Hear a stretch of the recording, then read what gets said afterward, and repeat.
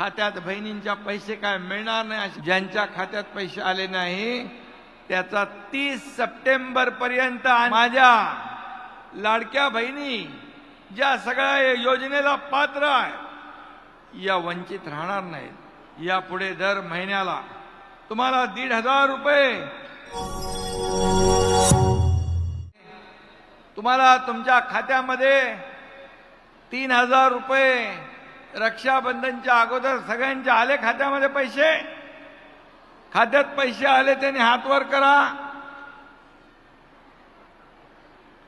आता तुम्हाला सांगतो ज्यांच्या खात्यात पैसे आले नाही त्याचा 30 सप्टेंबर पर्यंत आणखी आपण मुदत वाढवली आहे आणि तोपर्यंत आपल्याला अर्ज भरण्याची मुभा आहे। काळजी करू नका।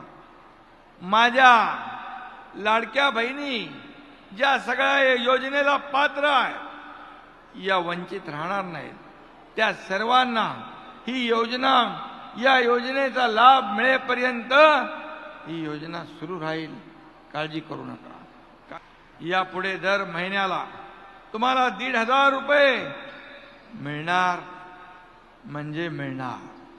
त्याच्यामध्ये कोणी माईकाला आला तरी सुद्धा ही योजना बंद होणार नाही म्हणजे नाही। अनेक लोकांनी याच्यामध्ये खोडा घालण्याचा प्रयत्न केला। ही योजना फसवी आहे म्हणाले, ही योजना फक्त निवडणुकीपुरती आहे, ही योजना चुनावी जुमला आहे, खात्यात बहिणींच्या पैसे काय मिळणार नाही अशा अफवा सोडत होते। आणि कोणी कोर्टामध्ये अरे बाबा सोन्याचा चमचा घेऊन जन्माला आलेले, चांदीचा खुळखुळा हातात घेऊन आलेले, पैशांच्या राशीत लोळणाऱ्यांना 1,500ची किंमत कळणार नाही। ती किंमत या माझ्या लाडक्या बहिणींना कळली आहे, या तुमच्या लाडक्या भावाला कळली आहे। कारण हा तुमचा भाऊ एका शेतकऱ्याचा मुलगा आहे, एक सर्वसामान्य कुटुंबातून मी आलोय। मला ते दिवस आठवतात। माझी आई घर चालवताना कशी काटकसर करायची, कसे मनावर म्हणजे मन मारायची हे मी पाहिलेलं आहे। आणि मला जेव्हा माझ्याकडे अधिकार आले त्यावेळेस मी ठरवलं, आमच्या दोन्ही उपमुख्यमंत्री मंत्रिमंडळ सहकार्यानं सांगितलं की आपल्याला या माझ्या लाडक्या बहिणींच्या जीवनामध्ये बदल घडवण्यासाठी हे निर्णय घ्यावा लागेल आणि तो आम्ही घेतला। आज 1,500 रुपये महिन्याला माझी लाडकी बहीण योजना ही 1,500 रुपये। या 1,500वर हा एकनाथ शिंदे आणि आमचं महायुतीचं सरकार थांबणार नाही। तुम्ही या सरकारची ताकद वाढवली, बळ दिलं तर 1,500चे 2,000 आम्ही करू, आणखी ताकद दिली 2,000चे 2,500 करू आम्ही, आणखी बळ दिलं तर 2,500चे 3,000 आम्ही करू।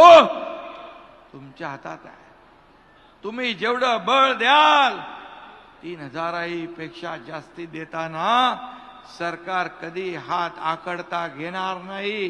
कारण हे पैसे तुमचे आहेत, हे जनता जनार्दनाचे पैसे आहेत आणि म्हणून हे देणारं सरकार आहे, हे घेणारं सरकार नाही। विरोधक म्हणाले बँकेत पैसे आले लवकर लवकर काढून घ्या नाही तर सरकार काढेल। अरे दुष्टांनो, काढायचं काम तुमचं आहे, द्यायचं काम आमचं आहे।